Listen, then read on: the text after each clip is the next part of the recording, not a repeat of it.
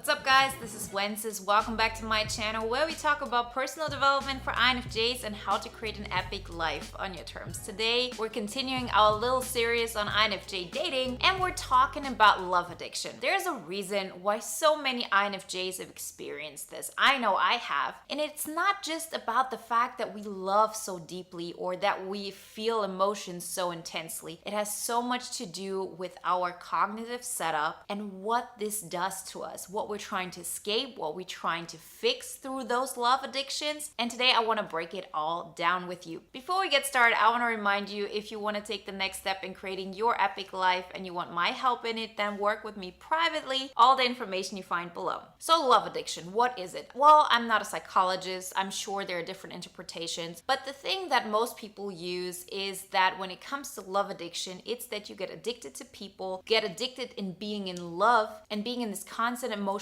state where you're always focused on the other person. And of course, it's always combined with some kind of drama. Because believe it or not, if you have a stable, healthy relationship, it's calm, it's peaceful. Yes, you have some highs, but most of the time, it's peace, it's serenity, and it's freedom. And love addiction always comes with drama. It's either self-created drama or we stay in situations that cause us drama, and the list goes on and on. There's this saying that I heard first time from Shallon Lester, and I'm using this over and over again when it comes to this. When you're addicted to a person or you're addicted to love, it's not so much that you want to be with that person, it's that you want to be that person. It's all about the cognitive setup of the other person. There's something that you want that you think you'll have once you're with them. And it's really hard to distinguish if it's really because you love the other person, because there's mutual respect, because it's a feeling that you have, oh, that person will really understand me, we would fit together, or if it's all projection. As I said, if the person isn't going 50% of the way, if the person is not giving you what you deserve and what you aim for, then this is something that you should look into. And specifically, we as INFJs, we absorb so much of our environment. That's how we're set up. First off, we're dominant perceivers. Yes, I know in the MBTI world, INFJs are judgers. That's why it's INFJ. But our first function is introverted intuition, which is a perceiving function, which means the more relaxed you are, the more you allow your environment to influence you.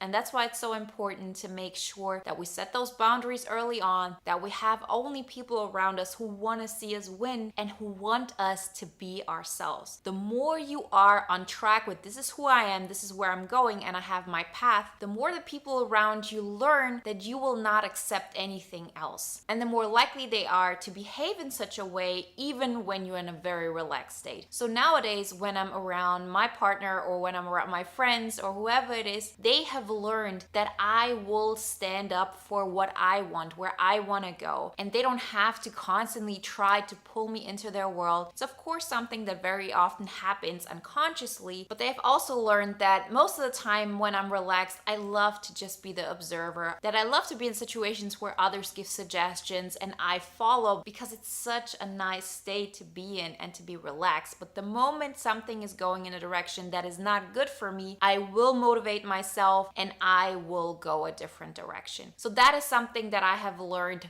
through love addiction because it has been so bad for me. I've done this so many times. It started probably when I was 12 and went all the way until I was probably like 26. And I just had such a crash down that I learned that I had to change something. I cannot be always looking towards another person. I understood that I was lying to myself. I understood that there was something wrong with my way of thinking and that I had to change. Because as I said, love addiction is not something you use in a healthy, happy relationship. It's something that you use when you get stuck with people who are pulling you down, people who are holding you back, or people who are not giving you what you want and you continuously wait for it to happen. And of course it has to be this way because in reality, this dream scenario that you have made up in your mind doesn't exist, but you can keep on imagining it. You can keep on thinking that this could be if the other person would just act a little differently. And you might say, well, what about those love addictions where actually things are going great? It's just they're so intense, and this is actually everything you think about, like even in that state, this is not a healthy dynamic. We all know by now that a healthy dynamic is that two people are complete on their own, or they're working on being complete. They both have their path and they're walking side by side towards their individual goals, and they create a common goal and a common vision which both are following together. But it never is the thing that the other person is the solution. And how many times has this been for us? That we either feel, oh, that person loves me because what I can do for them. This person gives me meaning in my life because of how I would enhance their life. This person helps me escape from my sad reality. And this is something that happens to us INFJs so often because of our extroverted sensing. This extroverted sensing, as we all know, is our last function, meaning we value it, we want it, but we're not that strong in it, and we don't continuously keep tapping into it because it's not comfortable. Tapping into our extroverted sensing is not something that you do automatically because you love it. It's something where we consciously have to decide, okay, I'm going to pay that price, and if I do this continuously and in a small dose, it's a small price I'm willing to pay over and over and over again, because altogether that will bring me more abundance, that will bring me more energy, and I will get closer and closer to a life that I imagine. But because it is difficult for us, because it's not something that comes naturally, specifically not as natural as to be in our NI world and to imagine how we could understand the other person, how we could help them achieve their dreams and therefore be in their world, we naturally lean towards imagining worlds instead of actually creating them. And our mind has made up this great story why this is the right way to go. Our mind wants to protect us. Our mind will tell us the story that we want to hear, that will justify what we want. And it's not that we're lazy or anything. That is not the reason why we're not tapping into extroverted sensing. It has so much to do with childhood, because the younger we are, the less strength we have in our lower functions. And back then, we needed other people to go that path for us. We needed other people to pull us into an action because we wouldn't have done it on our own. And so there is a dynamic that has been built from early on where it's always about, I have to take a step back. I have to make compromises so the other person takes care of this for me. And you might ask, well, what does this have to do with love addiction? Well, absolutely everything. As I mentioned before, we're addicted to people not that we want to be with, but people we want to be. So think about all the people that you are interested in. What did they have that you wanted? And if I think back of all the relationships or crushes I had with people that I was so addicted to, and I was holding on to these things for years, situations that weren't healthy for me, situations that didn't go anywhere. And I did this because in my mind, that was home. That was where I wanted to go. That is the thing I was trying to heal from way back when. If that person would have been with me, if that situation would have worked out, I could heal what has hurt me in the past. I could actually prove to myself that yes, I'm good enough if I do just enough for the other person. If I just act in a way that is so beneficial for them, then they will see that I'm good enough and they will pick me up and everything will be great. That is what we would have needed when we were kids. It could have been from our parents, it could have been from our peers, it doesn't matter. But it's something that we want to relive over and over again because we want to heal it. And that is why love addiction is so common in INFJs. We live so much of our time in our mind. This is where our home is. And of course, imagining that this situation could bring us that peace that we want is something that we want to tap into.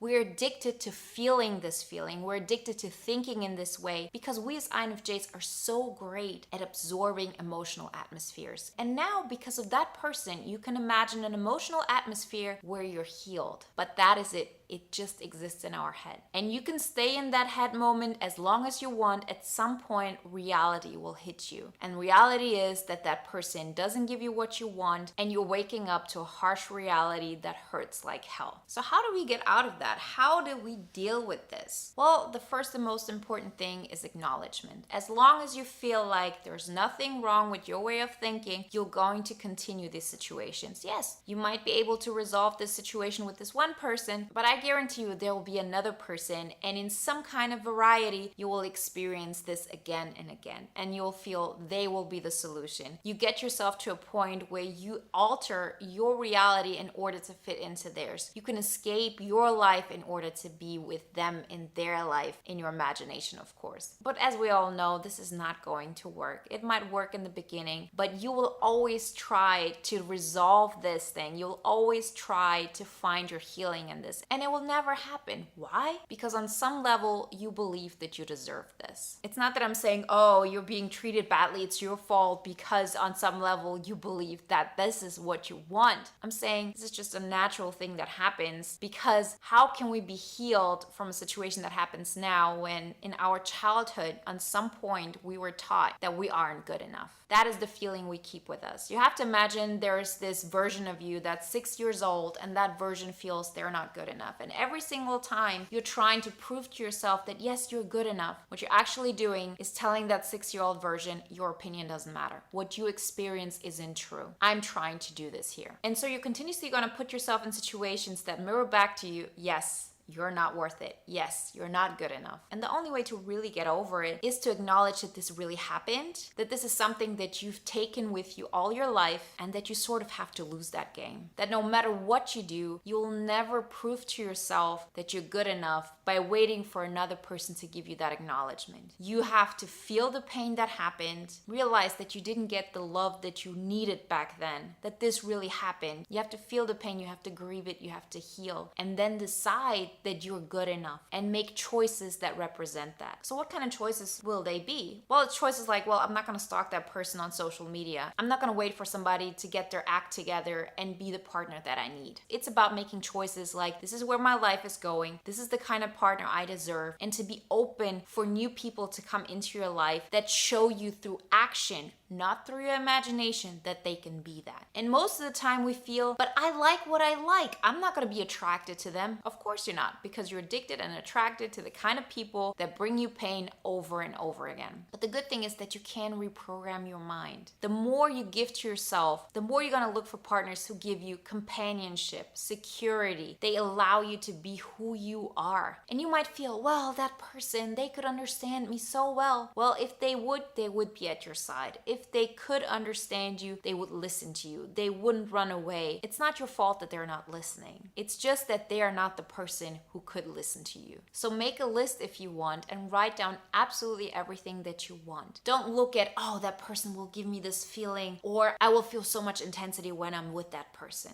Allow those feelings to develop over time, because that person has proven to you that they are a stable partner who can help you to become a better version of yourself. And that love will develop through that. Love will develop through you being as much of yourself as you can possibly be and never having to chase another person. Be willing to give up those intense emotions for serenity, peace, and freedom, because those intense emotions are so much more about remembering a time where you didn't have stability. It's about something that feels familiar, and this is not what real, honest love is all about. I really hope that helped you. Remember, if you want to take the next step in creating your epic life and you want my help with it, then work with me privately. All the information you find below. And if you want to watch another video now that is aligned with today's topic, then watch my last video on INFJ dating, what INFJs need in a partner. Like always, guys, I wish you a wonderful day, a great week, and I'll talk to you next time.